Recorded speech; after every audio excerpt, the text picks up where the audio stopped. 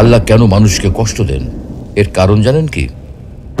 মহান আল্লাহ তাআলা ইরশাদ করেন, وَلَقَدْ صَرَّفْنَاهُ بَيْنَهُمْ لِيَذَّكَّرُوا فَأَبَى أَكْثَرُ النَّاسِ إِلَّا كُفُورًا।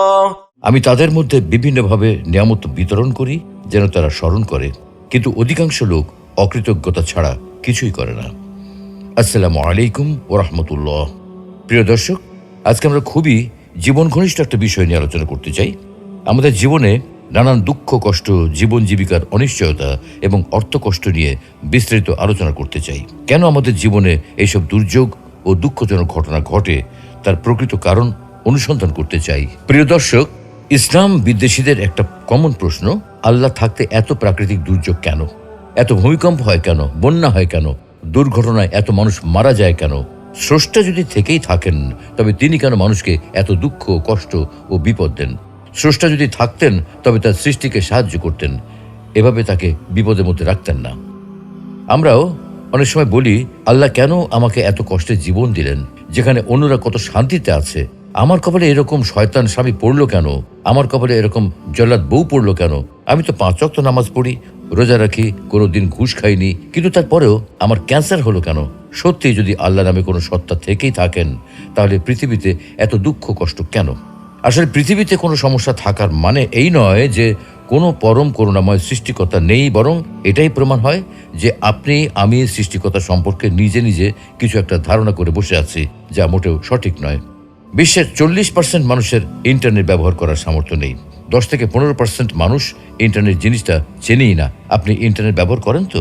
আপনি যখন এই ভিডিওটা দেখছেন, তখন বিশ্বের প্রতি 7 জনের মধ্যে অন্তত 1 জন মানুষ অভুক্ত বা না খেয়ে আছে। আপনি খেয়েছেন তো? বাংলাদেশে প্রতি মিনিটে অন্তত 1 জন মানুষ মারা যায়। আপনি যতক্ষণ ধরে এই ভিডিওটা দেখছেন, ততক্ষণে অন্তত 3 জন মানুষ মারা গেছে, আপনি এখনো বেঁচে আছেন। এভাবে আল্লাহ তাআলা বিভিন্নভাবে, নানা উপায়ে, বিভিন্ন ক্ষেত্রে আমাদেরকে নিয়ামত দান করেন।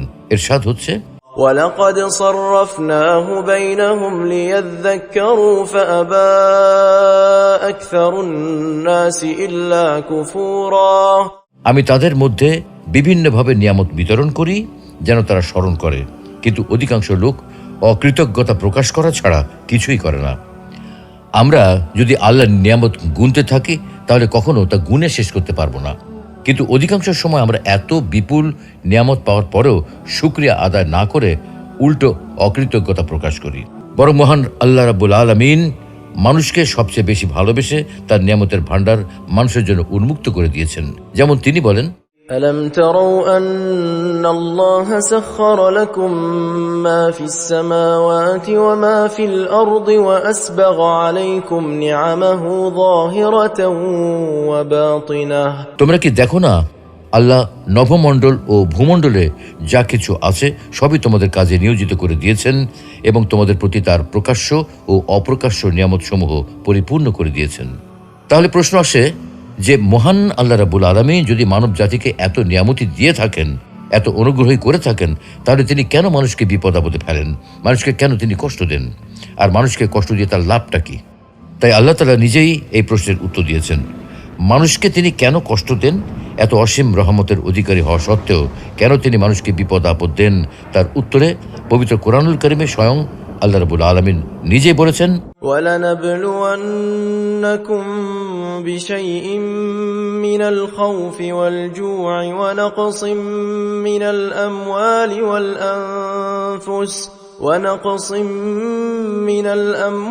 وَالْأَنفُسِ وَالثَّمَرَاتِ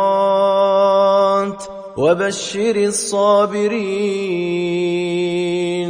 অবশ্যই আমি তোমাদেরকে পরীক্ষা করব কিছুটা ভয়, ক্ষুধা, মাল ও জানের ক্ষতি এবং ফল ফসল বিনষ্টের মাধ্যমে, তবে ধৈর্য ধারণকারীদের সুসংবাদ দাও। তার মানে আল্লাহ তাআলা আমাদেরকে পরীক্ষা করবেন, আমাদেরকে পরীক্ষা করার জন্যই দুঃখ কষ্ট দিয়ে থাকেন। এটাই তার সংবিধান, এটাই তার নিয়ম। এই নিয়ম শুধু আমাদের ক্ষেত্রে প্রযোজ্য নয়, বরং পূর্ববর্তী উম্মতদের ক্ষেত্রেও তিনি এমনটাই করেছেন। ক্ষুধা, কষ্ট, ক্ষতি, বিপদ আপদ ও বালা মুসিবতের মাধ্যমে তাদেরকেও পরীক্ষা করেছেন। পবিত্র কোরআনে আল্লাহ বলেছেন, وَلَقَدْ فَتَنَّا الَّذِينَ مِن قَبْلِهِمْ فَلَيَعْلَمَنَّ الله الذين صدقوا وليعلمن الكاذبين আমি তাদেরকেও পরীক্ষা করেছি যারা তাদের পূর্বে ছিল। আল্লাহ অবশ্যই জেনে নেবেন যারা সত্যবাদী, এবং নিশ্চয়ই তিনি মিথ্যুকদের ব্যাপারেও জেনে নেবেন। প্রিয় দর্শক, এতক্ষণের আলোচনা থেকে আল কোরআনের ভাষায় বলা যায়, নিশ্চয়ই আল্লাহ তাআলা আমাদের ঈমান পরীক্ষা করার জন্যই বিভিন্ন সময় আমাদেরকে বিপদ আপদ দিয়ে থাকেন। তাফসীর ইবনে কাসিরে সূরা বাকারার 155 নম্বর আয়াত এর ব্যাখ্যা করা হয়েছে এইভাবে যে নিশ্চয়ই আমি তোমাদেরকে ভয় ও ক্ষুধা এবং ধন সম্পদ, জীবন ও ফল ফসলের ক্ষয়ক্ষতি দ্বারা পরীক্ষা করব, তবে ধৈর্যশীলদের সুসংবাদ প্রদান করো। অর্থাৎ এই আয়াতের মাধ্যমে আল্লাহ তাআলা ঘোষণা করেছেন যে তিনি অবশ্যই বিপদ আপদের মাধ্যমে নিজ বান্দাদের পরীক্ষা করেন। তবে যখন মুমিনগণ ধৈর্য ধারণ করার মাধ্যমে এই পরীক্ষায় উত্তীর্ণ হয়, তখন তারা প্রতিদান পেয়ে থাকেন। যেমন অন্য আরেক আয়াতে আল্লাহ বলছেন, وَلَنَبْلُوَنَّكُمْ حَتَّى نَعْلَمَ الْمُجَاهِدِينَ مِنكُمْ وَالصَّابِرِينَ وَنَبْلُوَ أَخْبَارَكُمْ আমি অবশ্যই তোমাদেরকে পরীক্ষা করব যতক্ষণ না আমি জেনে নেই যে তোমাদের মধ্যে কে জিহাদকারী ও ধৈর্যশীল, এবং আমি তোমাদের কার্যাবলী পরীক্ষা করি। আল্লাহ তাআলা মানুষকে কখনো পরীক্ষা করেন উন্নতি ও মঙ্গলের দ্বারা, আবার কখনো পরীক্ষা করেন অবনতি, অমঙ্গল, ভয় ও ক্ষুধা তথা অভাব দ্বারা। অর্থাৎ সামান্য ভয়ভীতি, কিছু ক্ষুধা, কিছু ধনমালের ঘাটতি, কিছু প্রাণের হ্রাস, অর্থাৎ নিজের ও অপরের, আত্মীয় স্বজনের এবং বন্ধু বান্ধবের মৃত্যু, কখনো মাঠে ফলানো উৎপাদিত ফসল, কখনো কলকারখানায় উৎপাদিত প্রোডাক্টের ক্ষতি, এইসব দ্বারা আল্লাহ তাআলা বান্দাদেরকে পরীক্ষা করেন। কিন্তু যারা এতে ধৈর্য ধারণ করেন তাদেরকে তিনি উত্তম প্রতিদান দান করেন। আর অসহিষ্ণু, অধৈর্য, তাড়াহুড়াকারী এবং নৈরাশ্যবাদীদের উপর শাস্তি অবতীর্ণ করেন। আর এজন্যই তিনি বলেন, আর ধৈর্যশীলদের সুসংবাদ প্রদান করো।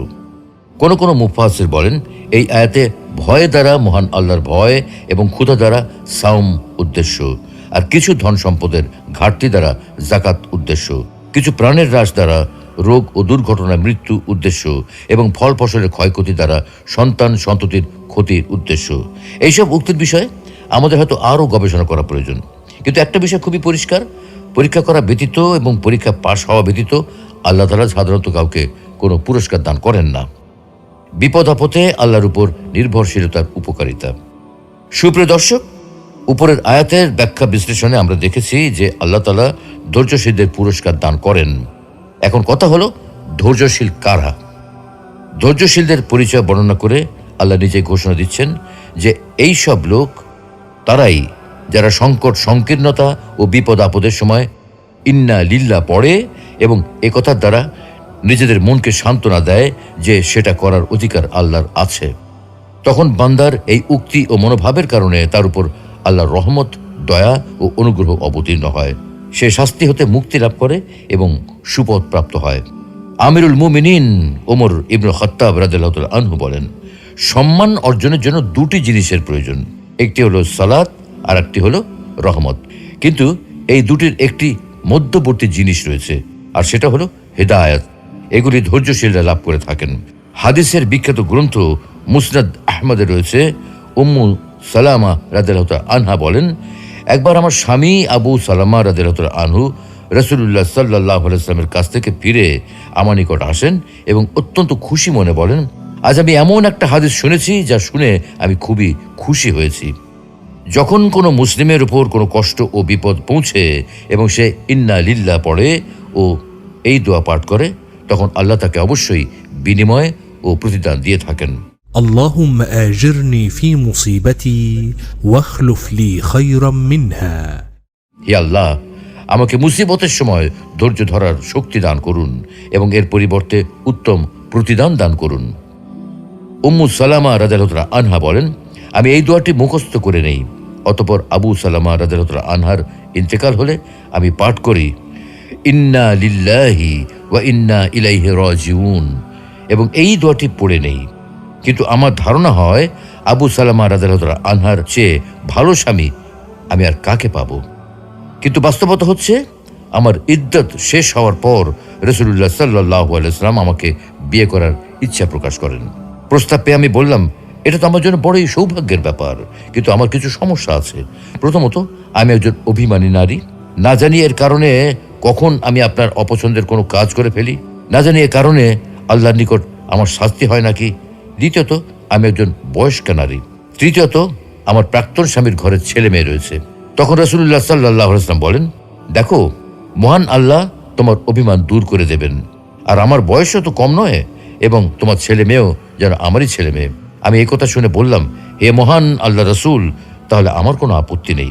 অতঃপর মহান আল্লাহর নবীর সাথে আমার বিয়ে হয়ে যায়, এবং মহান আল্লাহ সেই দোয়ার বরকতে আমার পূর্ব স্বামীর চেয়ে উত্তম স্বামী অর্থাৎ রাসূলুল্লাহ সাল্লাল্লাহু আলাইহি ওয়াসাল্লামকে দান করেন। আবু সিনান রহমতুল্লাহ আলাইহি থেকে বর্ণিত, তিনি বলেন, আমার ছেলে সিনানকে আমি দাফন করলাম। কবরের কিনারায় আবু